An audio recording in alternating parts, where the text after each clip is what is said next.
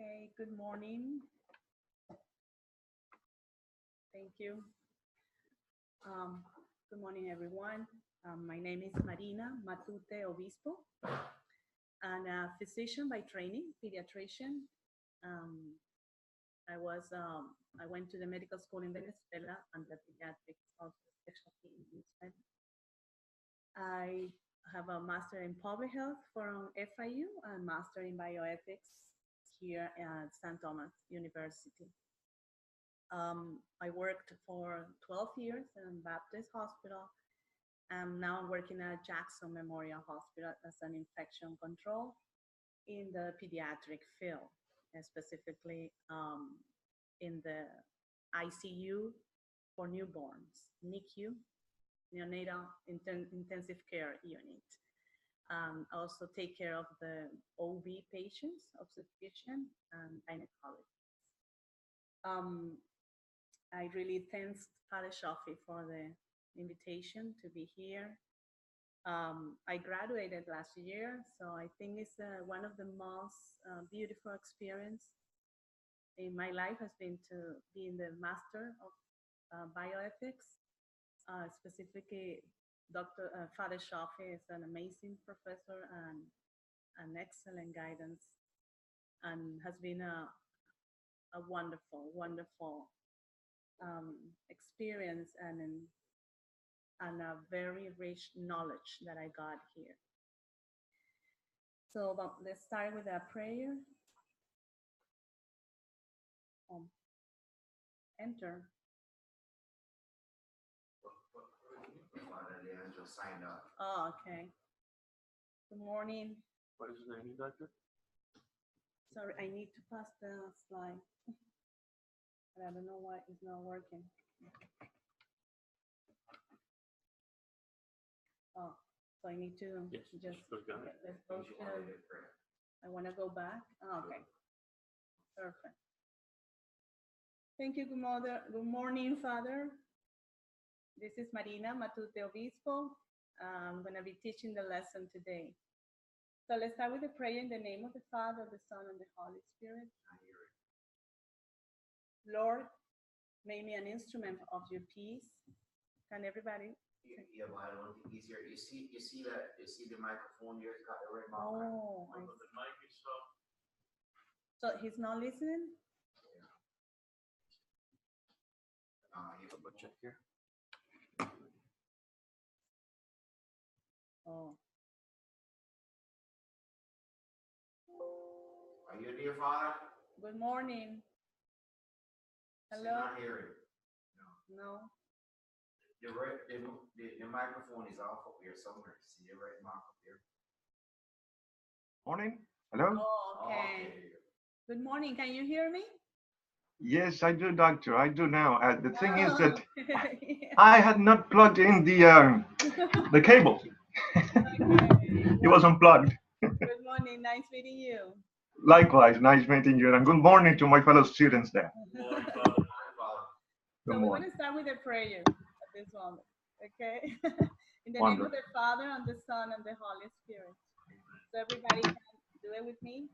Lord, make it an instrument of your peace. Where there is hatred, let me bring love. Where there is offense, let me bring pardon. Where there is discord, let me bring union. Where there is error, let me bring truth. Where there is doubt, let me bring faith. Where there is despair, let me bring hope. Where there is darkness, let me bring the light. Where there is sadness, let me bring joy. O Master, let me not seek as much to be consoled as to console, to be understood and to understand, to be loved as to love. For it is in that one receive, it is in self-forgetting that one finds, it is a pardoning that one is pardoned, and is dying that one is raised to eternal life. Amen. In the name of God, Son.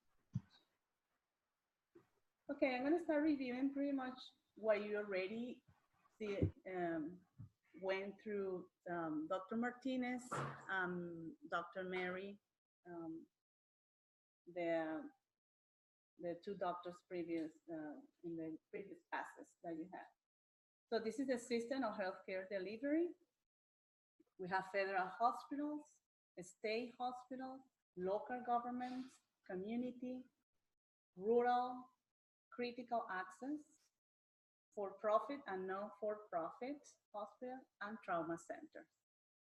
One of the biggest one is important is Jackson Memorial Trauma Center. It's the biggest one that we have in the South Florida.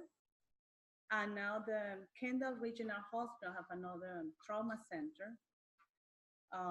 So that's the most, I can say, sick patients after any trauma, you know. So this is in pretty much the whole system of healthcare delivery in the United States. We have urgent care, we have ambulatory surgical centers, freestanding emergency rooms, the rehab, the skilled nursing facilities for acute care. We have long-term acute care, home healthcare nursing, hospitals, which is palliative terminal care and comfort, and all this kind of pharmacies or durable medical equipment that they provide oxygen, walker, wheelchairs. Okay, so this is huge, humongous. All this, the system is very complicated, as you know. In terms of cost, we have the fee-for-service prospective payment system, which is one of the most used in Medicare. They use the DRG. We have the behavioral health benefits and separate from general health care, commercial, those HMO, MSO, PPO, preferred provider organizations, designated IP status reimbursement. So depend of the institution, it depends what kind of system they use for billing. And we have the regulatory agencies, which is very important for the hospital, especially the Joint Commission, which is one of the most important that assign and give to the institutions the privilege for Medicare and Medicaid. I mean, the patients that goes there, most of them are above 65 years old. And this is what Medicare, which is the first one, CMS, Center for Medicare and Medicaid Services, administrates. So we have, as you can see, different other regulators, ACA. So all this kind of regulators visit the hospital every 3 years.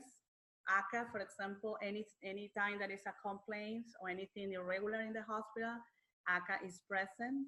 And Joint Commission normally visit the hospitals every 3 years, and there's the consecutive visiting depends on what they found is not correct or is not compliance with the regulations inside the hospital.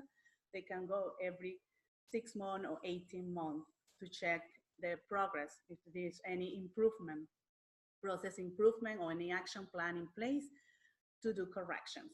For example, in my area, which is infection control, hand hygiene is a very important standard precautions.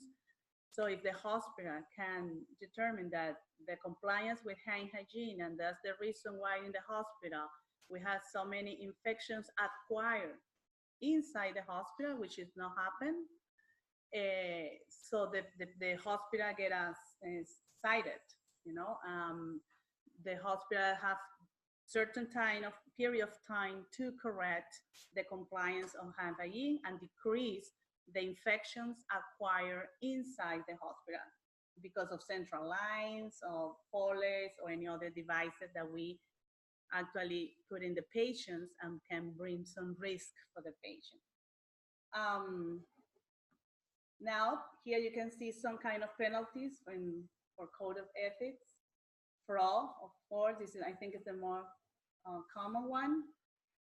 Billing for services not rendered, uncutting of services, uncutting of items, duplicated claims, excessive services, unnecessary services, and kickbacks.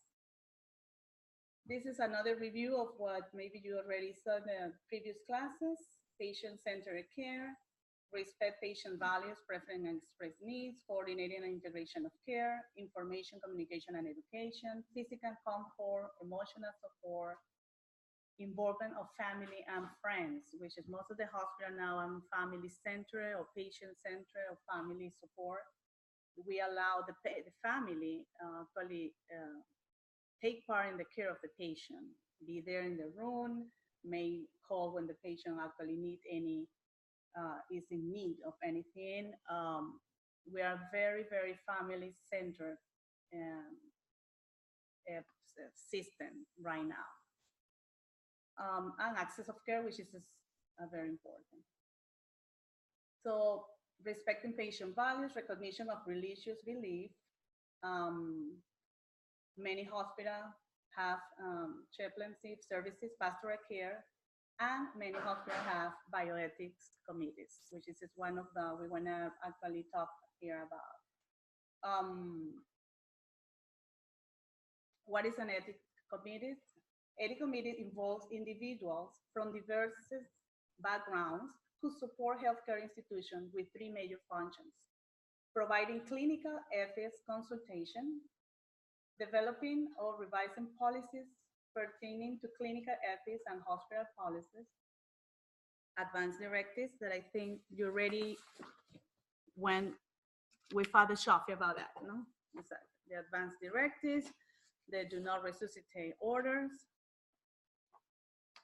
and I have the Catholic also advanced directives. And facilitating education about topical issues in clinical ethics. That's pretty much the importance. I want to read for you the Baptist Health Bioethics Committee mission statements so we can have an idea what the ethics committees are in the health institutions. In this case, it could be Baptist or any other hospital. The committee mission is to foster and maintain a high quality system-wide ethics process. This mission is achieved by leading and supporting a variety of ethics education programs for committee members, clinicians, administrators, and staff, by creating, reviewing, and integrating system-wide ethics-related policies, and by overseeing, supporting, and evaluating ethics consultation services. By this means, the Bioethics Committee will serve the system's goal of providing compassionate, high-quality health and medical care, protecting patients' rights, and promoting organizational ethics. So that could be a very good mission statement for any committee, bioethics committee. I also brought for you what is exactly a consultation, ethics consult, and what involves an ethics consults. And I don't know, what is the camera here? So maybe we can send it to you by email to see what exactly is an ethics, who can request a consult, who attends an ethics consult, when should an ethics consult be considered, what will the ethics consultation team recommended, what are the benefit of an ethics consult, how do I request a consult. That's what the pastoral care or office should have, and educate patients and family that they have the option for ethics consultation. So who becomes a member of an ethics committee or program? Physicians, nurses, social workers, clerics, community members, quality improvement managers, or any other person like a lawyers, for example. Some institutions, some ethics committees are allow guests, students, philosophy graduate students, physician training facilitators, and we can be part of any ethics committees in any hospital as a volunteer. Okay, so which is, I think, is one of our main roles after this master, is to try to get involved in ethics committees so they can hear us, our opinion, based on our Christian Catholic moral. In order to integrate ethics throughout the institution and effect cultural change, ethics programs may include senior leaders in the spirit services such as fiscal, human resources, patient safety, quality improvement, compliance, and business integrity. Excuse me, doctor. how would you, let's say Henry and I wanted to do this at Baptist, so how would we, Yes, you go how to would we volunteer for this? you go to What's the process? pastoral care. You go through the office of pastoral care, and you can talk with the chaplain. They have priests there. They have Baptist have a priest, and Jackson, the priest is Father Oscar Castañeda. Do you know him? So You there know who's a priest at Baptist?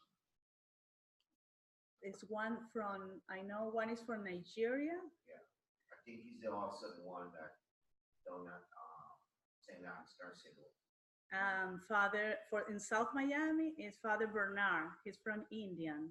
I don't know if you know him. He's in No. South Miami.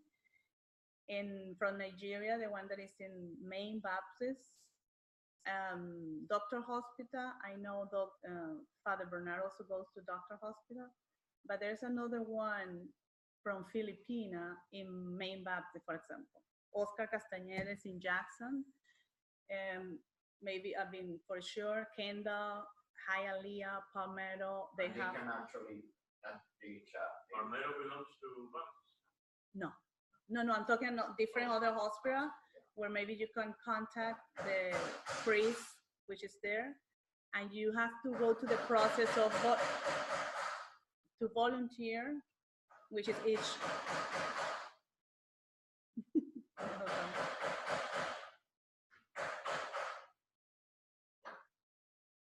I don't know much you want to help.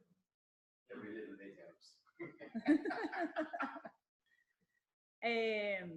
I will say that is the best way to go. You have to, of course, apply as a volunteer for the hospital and to say that you would like to be in the ethics committee. Okay, especially you as a deacon, you have open doors. Yes, because I mean, people from the community can participate. Okay, as a student, for example, of the master, you can take in ethics committee, which I think is that's where the church needs us to go into the groups where we know. I was telling, what's your name again? Henry, Jackson Memorial. You can see already all gender bathrooms, for example. So that's actually that took my attention when I said, oh my goodness. So I is still new in Jackson, but my plan is to get into the ethics committee, bioethics committee soon. But still knowing I'm 9 months only in Jackson Memorial. Because what I'm seeing there, there's a lot of stuff related to values and moral issues, So I want to be there. I want to be there and give my opinion and give what I think about it, because that's our mission. And after we finish this master, we need to give light to others, because probably they don't see what we see. Even if they, anyway, going to take the decision, they will, at least they can hear something different, But sometimes it's not that they don't see what we see, because they refuse to see what we see. Exactly. That's more the point. Yeah. Because you know what's wrong and you know what's right. Yeah. So a lot of times we deny what we see. That's right. And I think that's more the issue than anything else. The denial of what is right. And the bathroom is an individual bathroom. I mean, you don't need to put all gender. You can say just bathroom, and that's it. Well, There's no more than 2 people inside. There's not going to be. But what even before all this gender stuff came out, there were bathrooms that had little logo of the woman and a little logo of the man that automatically tells you not before you enter, basically. We always had that, because this. The funny thing is, I saw this guy over here in one European country. He's 69 years old, so he wants to date. So he says, you know what? Everybody's choosing other things in life. I'm only choose to be 20 years younger. So I'll choose to be 49. In other words, where do we stop? Exactly. Where do we stop? And I heard they're gonna change actually the history and physical when you ask for the female or male. I heard already they having meetings to modify that. So they're gonna add the different genders and But stuff. I think they did that in New York, right? In New York, I is think I they don't know did where that in where are New you, York. father? In New Jersey or New York? I am in no, just north of Miami. I'm in Tampa, Oh, Florida. okay, okay. Yes. There's another priest that is. There's another priest that's in New York, no? He's the one. He's the one in New York. Yes. Has You should ask him. he said something about that, no? They modify the Father, what gender did you sign up as? The classic one, my friend, Emma. Yes. yes, New York, they passed the law, no, about they don't want to be XX or XY anymore, just an X. That's completely crazy. Okay. Yeah. Okay, so what we promote here with the ethic committee to promote the rights of patients, to promote shared decision making between patients, their clinicians, to promote fair policies and procedures that magnify the likelihood of achieving good, beneficent, benevolence, patient-centered outcomes, and enhance the ethical environment for healthcare professionals in healthcare institutions. Under what circumstances should I call the ethics consultant service? When two conditions are met. You perceive that it is an ethical problem in the care of patients, and healthcare providers have not been able to establish a resolution that is agreed upon by the patient surrogate and the clinicians caring for the patient. There is a conflict between what the patient perceiving that the treatment that is given, for example, and the patient rejected, receive any treatment, like happened with the weakness of Jehovah, you know? They do not receive any transfusion, for example, blood transfusion and stuff, and that kind of ethical issue. The patient feels that it's not receiving the appropriate treatment, or simply the patient thinks he doesn't want to go with more treatment because he's tired, he feels that it's not correct. For example, that happened a lot with the oncology patients receiving chemotherapy. For example, I don't want to receive it. I prefer to wait what's going to happen with me. And I have no problem to be in hospice. I don't want to die. I don't want this. So there are so many ethics, conflicts sometimes. This is when this committee get together and with the family and the patient, if the patient is capable to take decisions. So there are 5 ethical issues in a healthcare environment. Consent, informed consent, for example, in a hospital, if a hospital performs surgery without the patient providing informed consent, that procedure could be considered assault. Balancing efficiency and quality of care to ensure that everyone is provided with access to the most basic level of care. Who determines that though? When you say the most basic level of care, who determines that?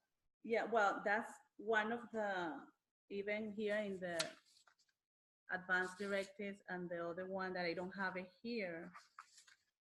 Basic care is what exactly palliative care, what the person is receiving. No pain, at least, to be comfortable, nutrition, hydration.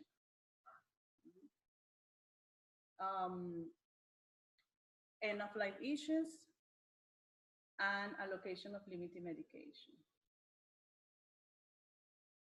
So how this ethical problem can be solved? Ethical conflicts remain a prevalent problem in today's healthcare industry, but several best practices can help healthcare organizations solve those problems. Some of the best practices are supporting a code of ethics, offering ongoing education, creating an environment where healthcare professionals can speak up, providing ethics experts, adding ethics mentors to units, holding family conferences, reaching out to professionals associations, offering employee counseling service. So there are many options that we can be part in any institution, health system, where we can offer actually be and experts in counseling or expert also in bioethics. So there's a lot that we can help in the health systems. And every day that you say, we want to have more and more because of this crazy things that are happening, you know. At the end, what I think sometimes is, okay, you're going to change, you're not going to say the patient is female or male, but can be 10 different genders, but at the end, biologically, you're going to treat the patient as it is, a man or a woman, you know, because there's no other way that the physicians actually can see the person as a patient.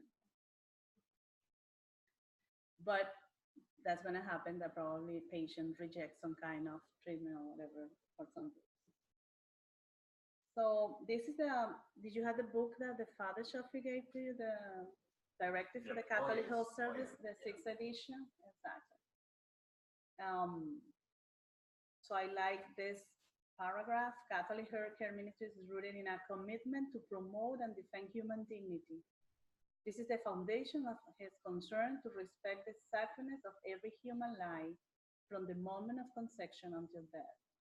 The first right of the human person, the right to life, entails a right to the means to the proper development of life, such as adoptive health care. In Catholic institutions, particular attention should be given to the healthcare needs of the poor, the uninsurance, and the underinsurance. Catholic Healthcare Ministry seeks to contribute to the common good. Within a pluralistic society, Catholic healthcare service will encounter requests for medical procedures contrary to the moral teaching of the Church. That happened, for example, with the sterilization surgeries, you know, that we have, abortions, how can I say? They call them therapeutic abortions. Yeah. Catholic healthcare does not offend the rights of individual consciousness by refusing to provide or permit medical procedures that are judged morally wrong by the teaching authority of the Church. Another directive is a Catholic institutional health service is a community that provides health care to those in need for it. These services must be animated by the gospel of Jesus Christ and guided by the moral tradition of the Church.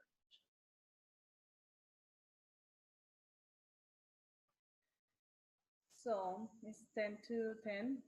Do you remember this case? Have you familiar with this? No. Charlie Gard? No? Okay. Charlie Gard was born on August 4, 2016 and suffered from mitochondrial depletion syndrome, which has affected his brain. He receives assistance to breathe, is hydrated and fed through the tube, but received no other care. This was a big issue. This case went even to the International Court for Human Rights. And this happened in London, in England. It went to court, because what they wanted to do is just to suspend all the nutrition, hydration, and let him die. Because of the disease was congenital disease that have no cure, and the baby should die. So they don't even want the parents to bring the baby to their own home to die with them. They have to be in the hospital. Yes, you can look at it, Charlie Gard, and Cardinal Sgrexia. Sgrexia is one of the most expert in bioethics. Anything that you are interested in, look what this cardinal has written for that. So the cardinal, he just came with 10 very important points. I have the 10 points that you can actually Google. I brought a few of them that we're gonna go on over there. Excuse me, on this point here, I heard that one of the reasons why the hospitals won't allow somebody to say he's gonna die, like in Charlie's case, is because there's some kind of a law that prevents them from doing that. Well, civil law. no, here in the United States. I don't know what in England they couldn't allow the baby to be with the parents. You know, it was a fight between what the parents wanted and what the state wanted. The government is something different. We're gonna go on this, and you're gonna see how here in the United States, once the patient in hospital, they can decide to go to and die at home. I mean, I have no, do you know any law that is against that? No. I mean, as I know, patients have the right, the autonomy to decide if the patient is capable for that. Most of the time they are in the hospital, they are in hospice, in some, palliative care and hospice, which is not the same, but so we recall, okay, one of the points is give care even when one cannot cure. The human face of medicine is manifested precisely in the clinical practice of taking care of the life of the suffering and the sick. So if something is mainly important in medicine, is to take care and better care of those that don't have cure. They're suffering more than the one that have cure. I mean, that's the point, no? If the patient have no cure, it's even more important to accompany and the company that we can give and the treatment and stay with the patient until the last moment. Provide them with the comfort they need because there's no hope to be cured. So in this case, they see it in another way. No cure should die. No cure, we have to actually accelerate the process because what we're doing, yeah. Human dignity, the right to be continually the object, or better still, the subject of attention and care on the part of member of the family and other, lies in the dignity of a human person. Just because of the dignity, everybody, whoever is the age, the disease, or the condition, just for the human dignity, need the care, the better care that we can give them. Feeding and hydration are not therapy. Artificial feeding hydration through a nose gastric tube in no case can be considered as a therapy. Water and food do not become medications by the sole fact that they are administered artificially. Consequently, interrupting them is not like a suspending a therapy, but it is to let someone die of hunger and thirst who simply cannot feed himself autonomously.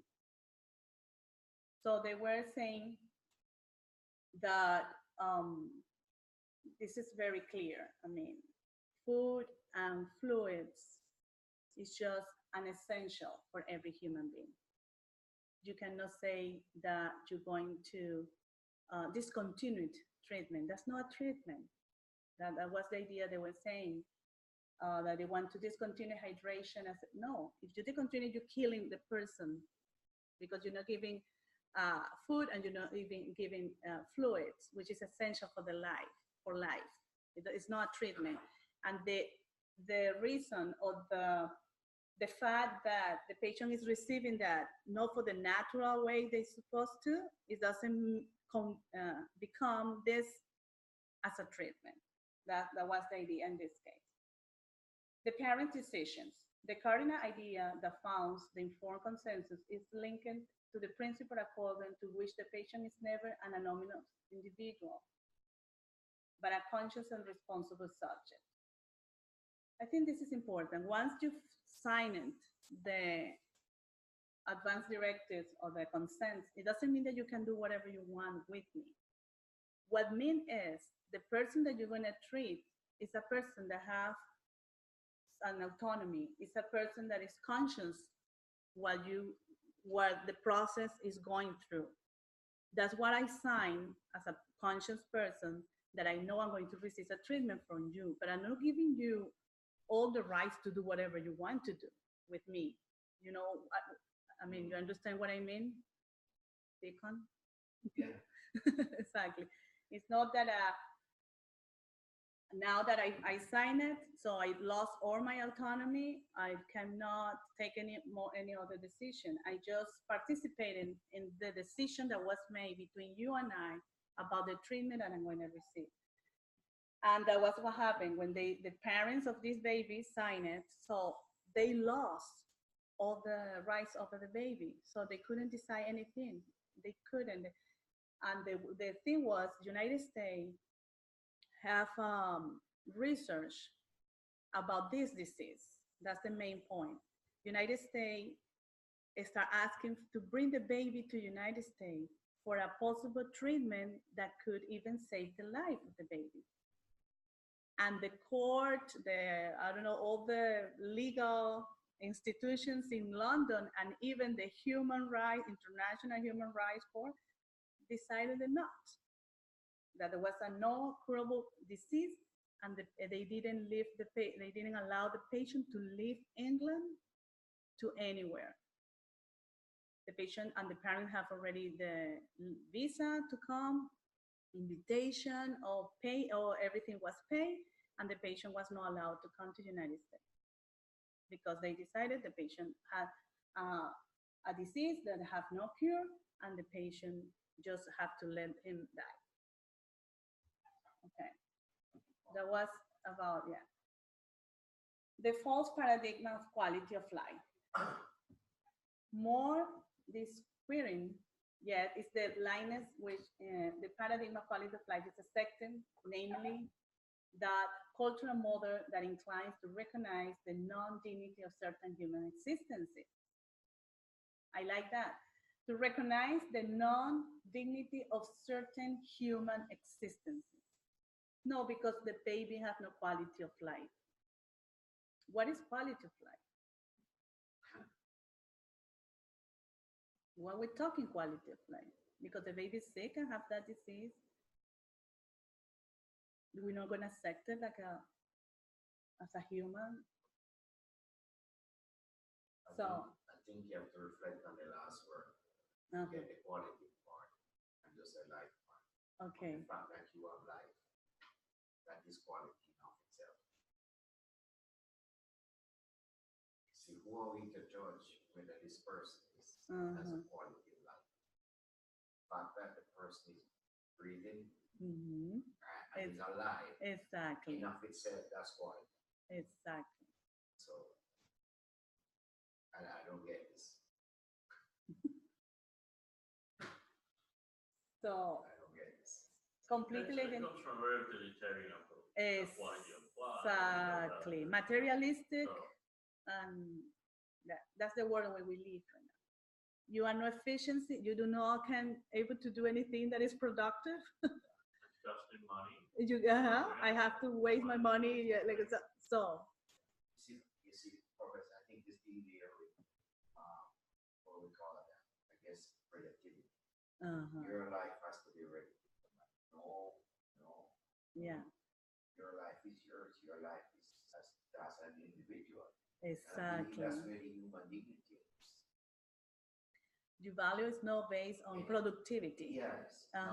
It's utilitarian, what he said. If I can get something for you, it's okay. Your life is have dignity, and you are okay. If not, we don't need you. How soon do we come as a society? Yeah, if you can't graduate from high school, then you are no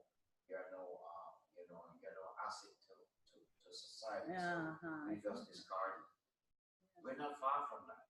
We start looking at this quality of life as being relative to other people's quality of life. Not all of us have the same quality of life. Andrew is much smarter than I am. But what is quality of life for me? Exactly, it's not a quality of life for you. Exactly. It depends. I mean, yeah. Who judges this? For a mother, for example, I have a friend. One of her boys, in a swimming when he was 2 years old, drowned in a swimming pool. He's in completely regenerative life station. He's 26 right now. They love his name is Eduardito. Oh, and I witnessed when she took him because abdominal. They know when he has abdominal pain or some. I mean, for the eyes, something he transmitted to them. And the surgeon said, "No, but why we wanna perform the surgery? I mean, it's gonna be more complicated. It's gonna maybe." She said, "No, he has abdominal pain," and so they found was a cholecystitis, something like that. It happened. We want the surgery. No, we don't. I mean, why? I mean, it's not maybe. Whatever. There were so many excuses they were saying because they said, it's they had to perform the surgery. And Eduardito is alive in his house with the family, loving him, taking care of him. This is the most beautiful thing that I have seen. I mean, how they love this boy. I think when sometimes the purpose of this people in our life is to really bring the love that we don't know, the love that maybe we cannot experience. Only God gives us this kind of experience sometimes to see that love has not to be with dignity, with the quality of life. Love doesn't have to be with that you are, capable or efficiency in something. It's just love for human dignity, for being just child of God. So this is the paradigm of quality of life, which is, I think, is so clear about that. What is quality of life for me is no, and who judge that? Who's going to judge that? The disposable culture that we're talking, utilitarian, and that's what happened with our grandpas, and now euthanasia, assisted suicide, physician-assisted suicide, which is the most horrible thing I can listen or hear. How a physician can give the medication to another person, kill themselves. This is completely against what we're supposed to do, which is save life and give. Exactly. So, disposable culture. Cardinal Gresham lamented the rampant disposable culture hidden behind each aspect of this story, although never mentioned it, is the idea of the efficacy in the management of health resources that push to make use of them in a manner that cannot but generate a rampant disposable culture. Okay. Euthanasia. Finally, the cardinal lamented a drift toward the trivialized euthanasia in the transparency of schizophrenic positions implied by this new cultural paradigm.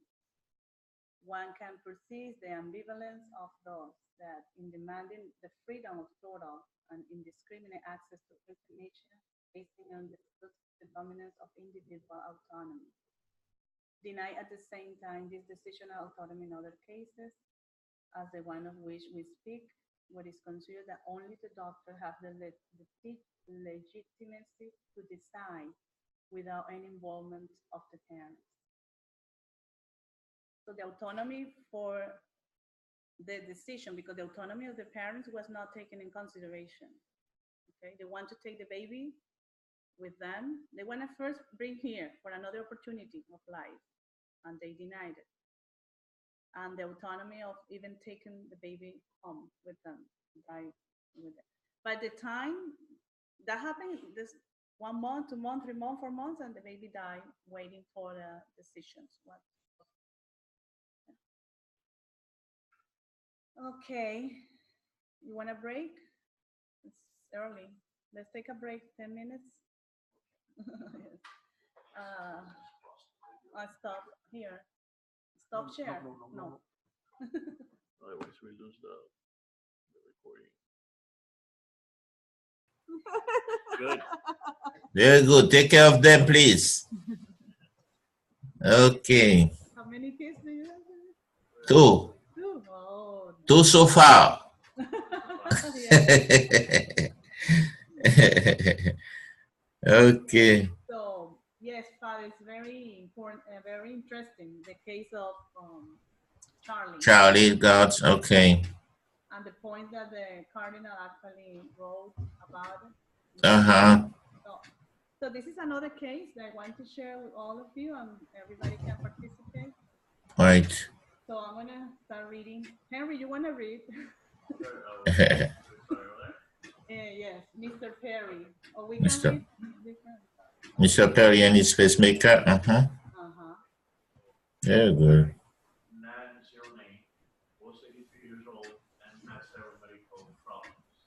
He has spent the past several months in and out of hospital and rehab.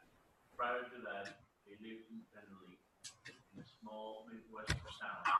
Waited many years ago, particularly in the village that lived down the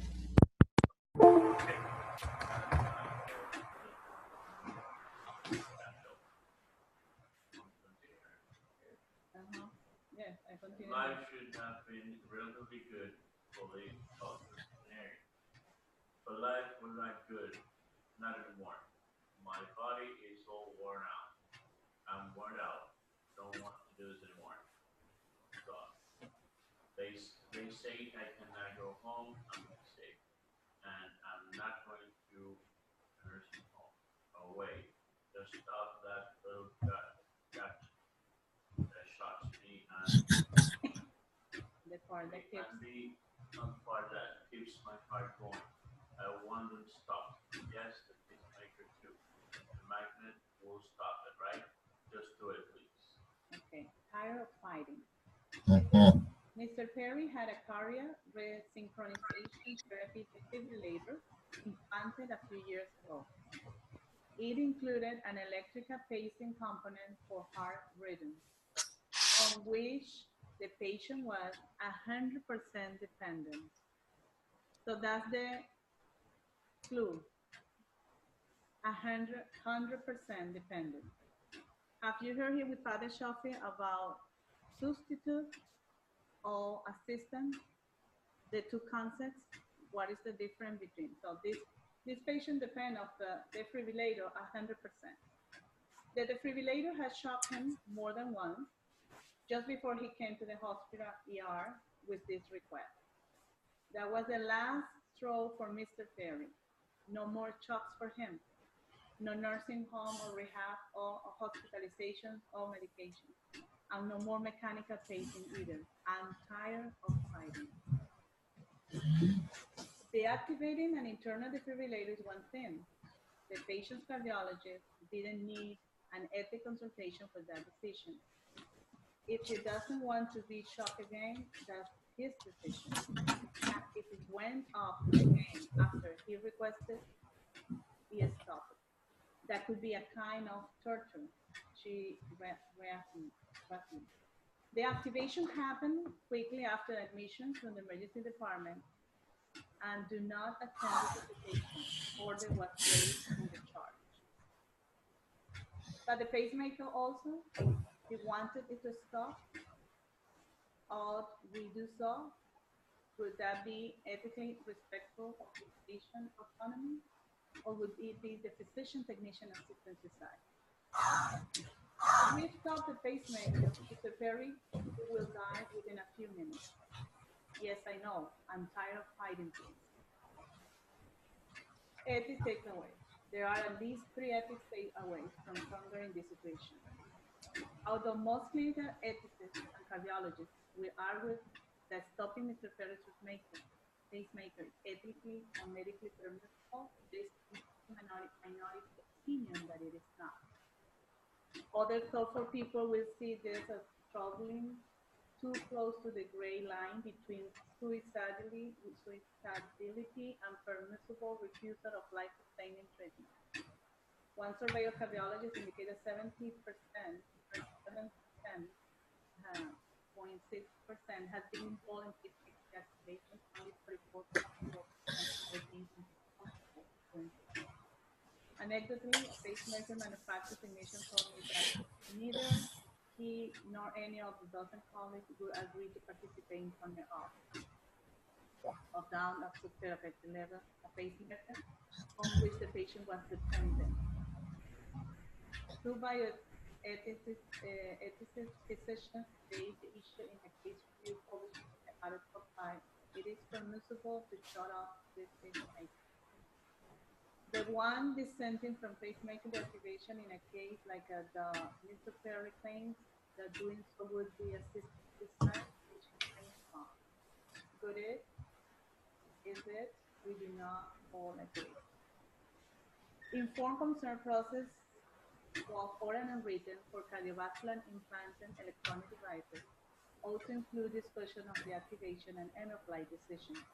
Clinical college and a publisher a review of consent form and patient cards for 91 patients that received implant cardiovascular disease. Only one of those records gave evidence of end-of-life discussion, which could involve device deactivation. This positive information provides patients regarding the activation of teaching. One might reason of ask whether Mr. Perry chose rightly, even if we were to conclude that it was right of his cardiologist to respect his autonomous decision. It is possible that Mr. Perry himself acted wrongly. He had grandchildren, one of whom was in the room when Grandpa died. He had been willing to accept lesser independence to ensure suffering a while longer, to rethink what mattered for an acceptable quality of life, if only to spend more time with his grandchildren. Were his values ordered rightly? One need not judge by simply raising the question. I'm not yet a grandfather, nor do I physically or emotionally suffer very much right now, but I think that in Mr. Perry's situation, I will hope to value and choose. Letting go. A hospital ethics consultation landed on the side of permissibility and respect for an incapacitated patient's autonomy. Subsequently, Mr. Perry had to switch his perspective, and he died peacefully for loving the family and family friends, who read scriptures and offered praise. A priest chaplain has previously given last rites. His lady friend sat by his side, held his hand, stroked his arm, and said, "We have the years together, but you suffer enough, I let you go." Mr. Perry last words were changed. Long story. What do you think? It was right? What is the main point here? Why it was a right decision, actually? As he suffered too much. Huh? Because he suffered enough. Well, the thing is, the pacemaker was already not system but substituting the heart. Mm-hmm. It was 100% dependent, which means it was considered like an extraordinary. Yeah, and the heart was already dying. I mean, the heart was already. It's a vital organ. So there are 2 points here. Was not an arm, was not the eyes, was not. It's the heart. So heart, brain, lungs, vital organs. The process of death already started. We are just prolonging suffering and death. And also it's the pacemaker becomes artificial. Exactly. It's substituting the heart. It's not a system. One, if we would be 50%, 60%. It was assistant. It's a system. It's different. But right. The heart is already not working at all. I mean, we're just prolonging death and suffering. So in this case, morally, the decision was the right one, and he was aware of that. He respected the autonomy of the patient in this case, and there was a good decision for the ethical. Well, judging from the article, the way the article is written, it sounds more like he was either side on what you said. So let's say the heart was 50%. I mean, the pacemaker was assisting 50%. Yeah.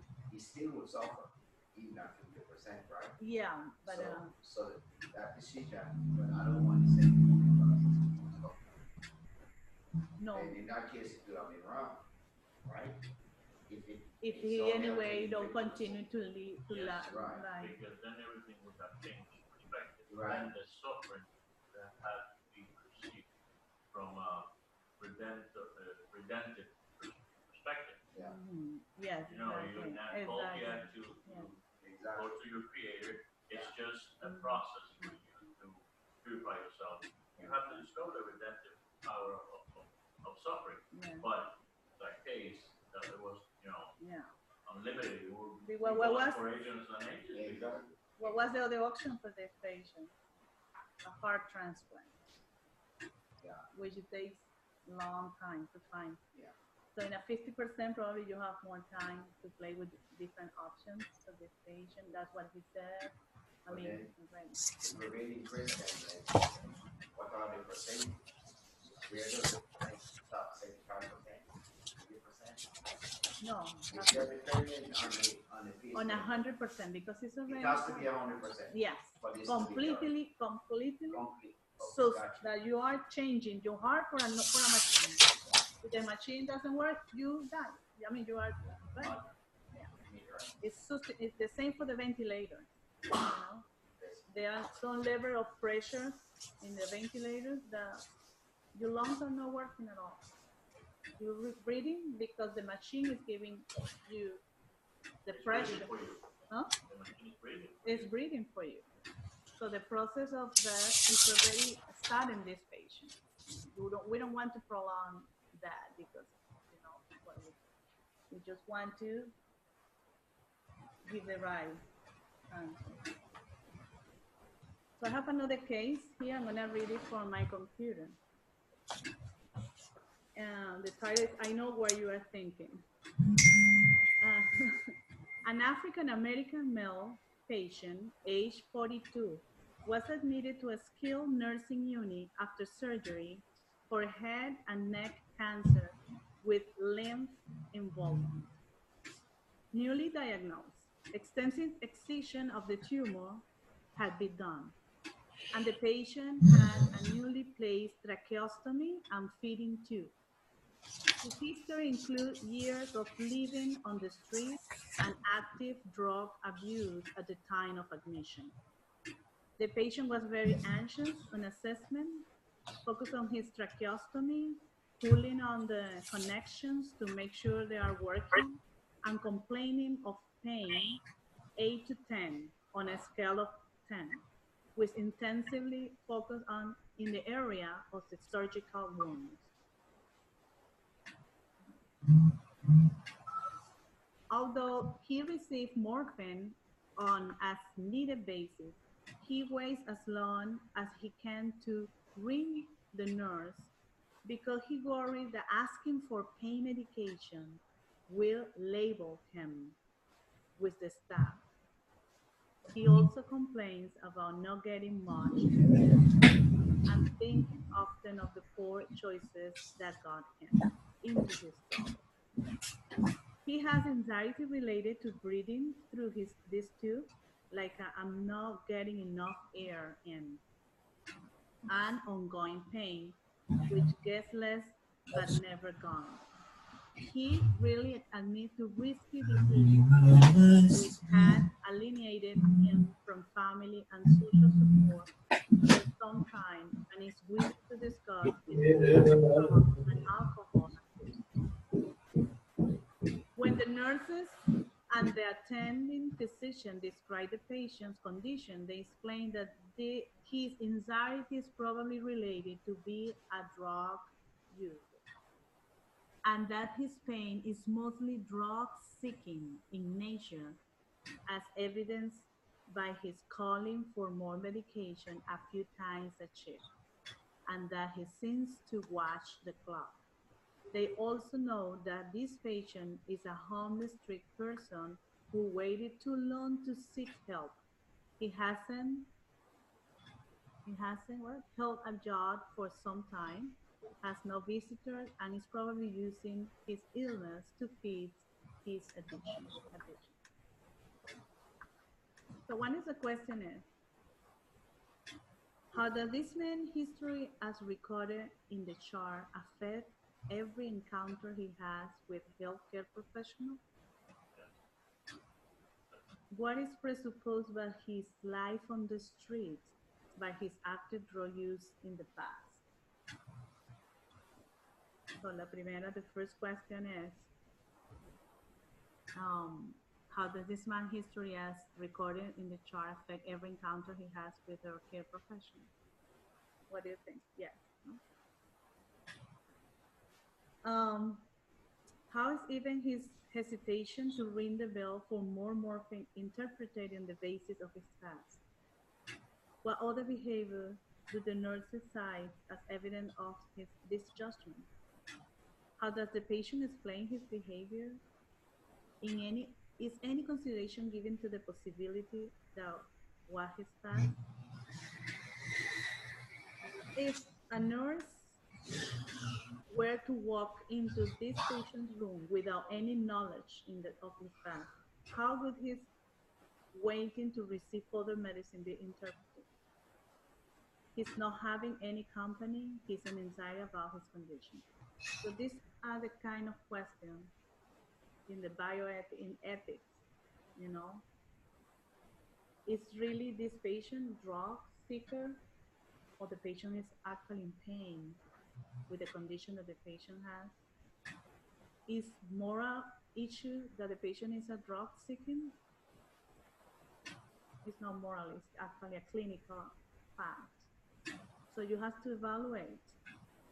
The nurse has a prejudgment that because how the patient looks, patient who has no family history of the patient, and she labeled the patient as a drug seeking, and it's evaluating the pain in the right way.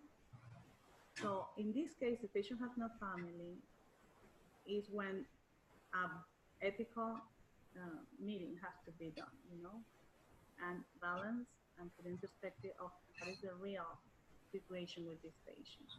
This patient needed morphine because the patient anyway has a cancer, has a tracheostomy, patient, or we are just doing judgment based on the past, the person and the condition. That this case was brought to you under an ethical consultation and concerns about the patient feeling, yes, drug seeking, morally relevant, no.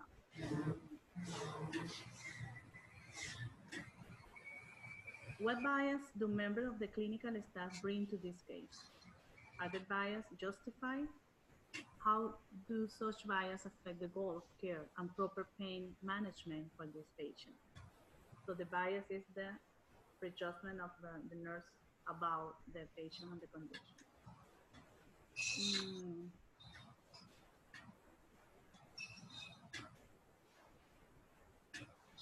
Okay, as a clinician, patient advocate, or member of the ethics committee, what policies or procedures do you recommend ensuring that this patient and others will not receive unequal treatment because of this bias? Any suggestion? What policies or procedures do you recommend ensuring that this patient and others will not receive unequal treatment? Analyze the facts. The clinical diagnosis go by diagnosis, regardless if it was a drug addict, whatever, or it's Exactly. personal condition and social status or whatever. What's the diagnosis? Yeah. The clinical part is very important. The fact that the patient has no family who can advocate for him or be there. So this is kind of more complicated cases where everybody has to actually participate. Social worker, exactly. Exactly. Exactly. It should be a procedure. There has to be case manager, a social worker, and any religious also guidance, the priest or the chaplain, pastoral care, nurses, physicians. Okay. Normally review previous cases, you know, compare with the new one, and establish an action plan or a new procedure with them. Any other question? percentage to hospitals or not? Suggestion from the coming. In this case? No. In any case, what is the percentage of when it comes to say the hospital itself complying with the recommendations of the ethics committee? Wow. They normally follow them. Yes, they normally follow them. 90%. Because it's a to multi. the code of ethics. Yes. And they work directly with compliance department and legal department of health. Yeah. So ethics will say, if we do not follow this, this might happen. So we highly recommend. So you lean the heavy stick over your head. Yes. Yeah. And you know what? Actually, I have a meeting last week about Joint Commission, the one that gives the accreditation to the hospital to continue working. They actually look at all these cases, ethical issues about the rights of patients, and the hospital has to be compliant with all of them. Have an ethical committee. This is the compliance. Always they have a compliant hotline, which is supposed to be anonymous, no retaliation or whatever. So for any issue like this, so everybody is supposed to speak up when they observe nurses, PCT, or physicians, something that morally or it's not or ethically it's not going well with the patient, and it's actually very important. So I know you have to write a summary. So in the 6th edition, the part 5, page 20, with issues with end of life. But Father Shofi probably is going to. So this is a link you're going to have in the PowerPoint presentation, and just write whatever your opinion about that chapter in the Ethical Religious Directive of Catholic Health Services. The 6th edition, page 20. I think I have to open this one. Oh, no, my computer. This is more issues about end of life, Mr. Perry, the case that we saw with Mr. Perry. Okay. Any other question? It was short.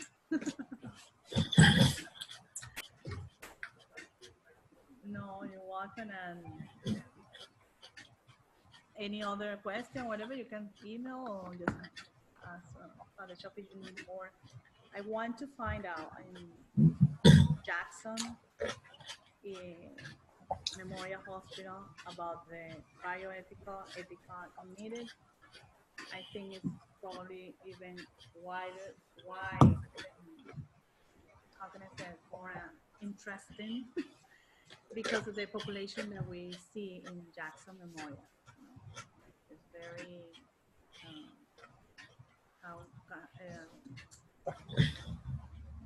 the appropriate word, diversity. How diverse is our population in the hospital, how all these ethical issues are very significant. So thank you, Father. Thank you very much. And congratulations. No, thank you. No, congratulations. You're almost done. Graduations is soon. Yeah. Thank you, Father Shofi. Thank you, everybody. Yes. Thank you, Father. How you doing?